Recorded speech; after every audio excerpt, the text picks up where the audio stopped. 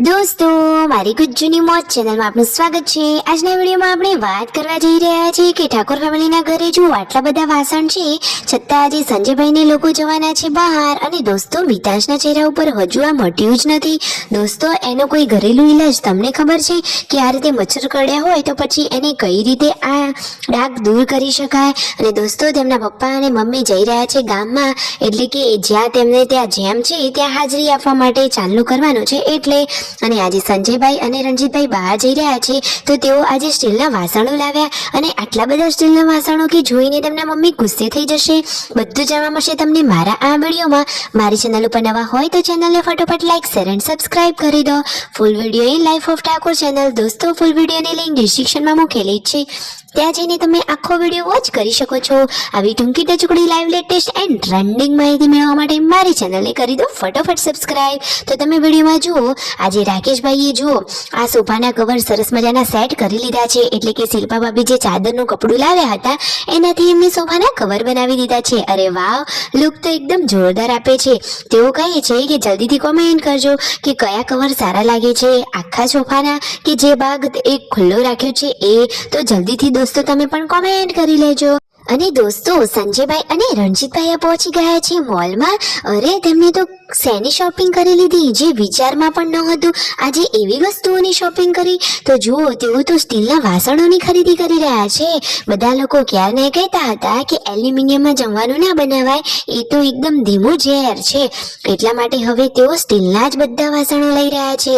તો કેટલા બધા વાસણોની શોપિંગ કરી, કેટલા વાસણો લીધા અને પછી ઘરે જઈને તેમના મમ્મીનું રિએક્શન શું હશે એ બધું તમને આ વિડીયોમાં જાણવા મળશે। તો જુઓ, સંજયભાઈને તો આવી બધી વસ્તુઓ ખરીદવાનો બહુ જ શોખ છે અને ઘરના બધા જ લોકોને તેઓ તો બહુ જ કેર કરે છે। તો જે વસ્તુ જરૂરિયાત હતી એ પ્રમાણેના બધા જ વાસણો તેમણે ત્યાંથી ખરીદી લીધા। તો ફાઇનલી હવે ખરીદી થઈ ગઈ છે। બિલ પે કરી સામાન તેઓ ગાડીમાં મૂકી રહ્યા છે અને સામાન લઈ હવે તેઓ પહોંચી ગયા છે ઘરે। તો ઘરે જુઓ, તેમના મમ્મી અને આખા ફેમિલીને આ બધા વાસણો બતાવી રહ્યા છે। તો તેમના મમ્મીનું રિએક્શન શું છે કે આ બધા વાસણો લાવવાની ક્યાં જરૂર હતી, ઘરમાં આટલા બધા તો વાસણો છે। ત્યારે સંજયભાઈએ તેમને સમજાવ્યું કે એલ્યુમિનિયમના વાસણો હવે ભંગારમાં આપી દેવાના અને હંમેશા આ સ્ટીલના વાસણોનો ઉપયોગ કરીને જ રસોઈ બનાવવાની। જુઓ, સંજયભાઈ બધું વ્યવસ્થિત અને સરસ રીતે બધા લોકોને સમજાવી રહ્યા છે અને તેઓ આ વાસણ લાવ્યા એ ડિસિઝન તમને ગમ્યું કે નહીં દોસ્તો? મને તો તેમનો આઈડિયા સરસ ગમ્યો કે હંમેશા સ્ટીલના વાસણોમાં જ ખાવો જોઈએ।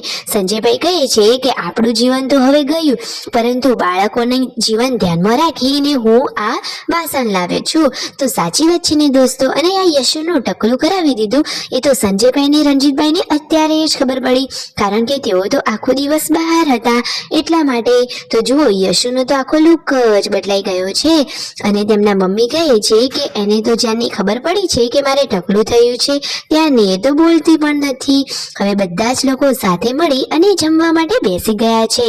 સંજયભાઈ કહે છે કે હું પહેલા માટીના વાસણો લાવ્યો હતો તો એ પણ ફૂટી ગયા, પછી લોખંડના લાવ્યા તો એને પણ પાણી ભરી અને કાટ લાગી ગયો, તો ફાઇનલી હવે સ્ટીલના વાસણ આવી ગયા, તો હવે તેનો કાલથી યુઝ કરવામાં આવશે।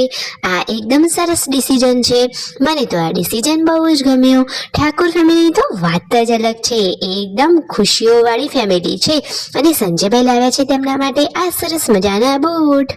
તો દોસ્તો, આ બૂટ કેવા છે? પૂનમ ભાભીને બધા જ લોકોને આ બૂટ ગમ્યા? Like, share and subscribe.